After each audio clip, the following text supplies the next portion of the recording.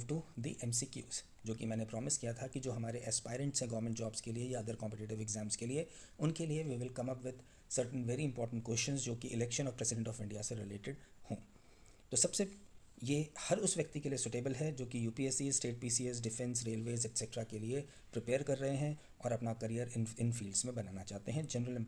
General knowledge is very very important for these exams. So let's run through the questions quickly. Who can vote to elect the President of India? Bharat के president को चुनने के लिए कौन vote कर सकता है? Prime minister, only the Lok Sabha members, only the Rajya Sabha member और नन ऑफ द एबव. इन चार ऑप्शंस में से जो सही है उस पर हमें टिक लगाना होता है and the correct option is none of the above. Moving on to the next question. In 2022 the presidential election was held in India. कौन सा प्रेसिडेंशियल इलेक्शन हुआ था 2022 में? 12th, 14th, 15th और 18th. Correct answer is answer C, which is 15th. सो द्रौपदी मुर्मू जो कि हमारी president है वो 15th प्रेसिडेंट ऑफ इंडिया है और वो 15th इलेक्शन हुआ था जिसको उन्होंने जीता था.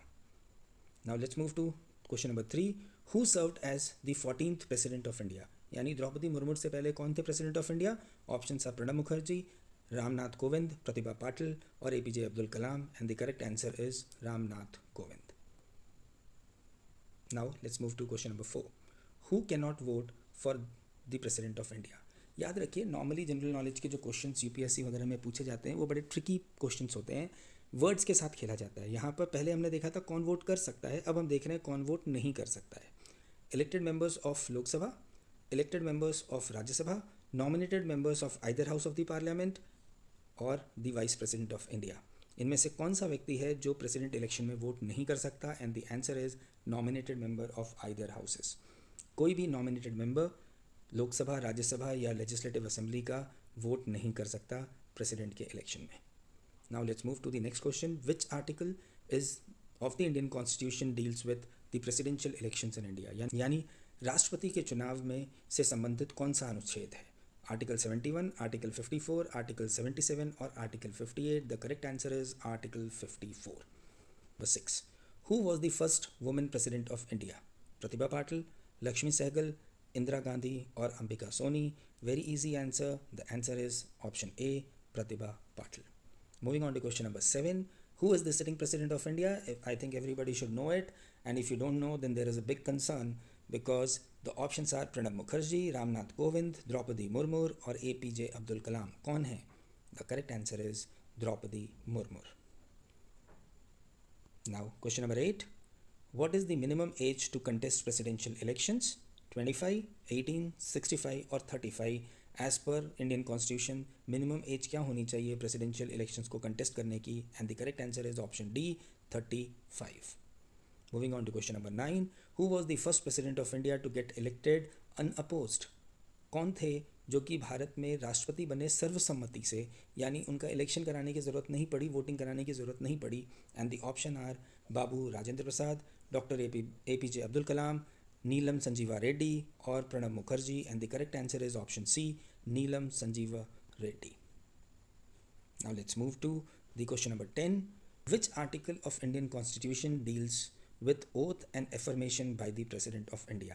Article 71, 60, 77 or 58. And the correct answer is option B, 60. Now move to the question number 11. Which article of Indian Constitution deals with term of the President? The option is 71, 56, 77 or 58. कौन सा अनुच्छेद जो कि टर्म ऑफ द प्रेसिडेंट यानी कितने period के लिए president का चुनाव होगा, प्रेसिडेंट काम कर सकते हैं, उनका कार्यकाल कितना होगा, वो डील करता है? आपके पास ऑप्शंस हैं 71, 56, 77 और 58. And the correct answer is option B, article 56. Last but not the least. Which article of Indian constitution deals with president of India? यानी overall president of India terminology से कौन सा आर्टिकल डील करता है? Article 52, article 60, 77 और 58. And the correct answer is article 52. So these are certain questions जो कि काफ़ी इंपॉर्टेंट है एग्जामिनेशन पॉइंट ऑफ व्यू से. इनके अलावा भी कुछ सवाल हो सकते हैं जिनके बारे में हम डिस्कस करेंगे जब हम अपना नया वीडियो आपके सामने लेके आएंगे, which is role, duties and powers of the president of India. तब तक के लिए happy learning and would request कि अगर आपको ये वीडियो यूज़फुल लगा फॉर द जनरल नॉलेज और For the purpose of examination, please like us, share us, and subscribe us so that we can bring new topics quickly. Thank you very much. Thank you, friends.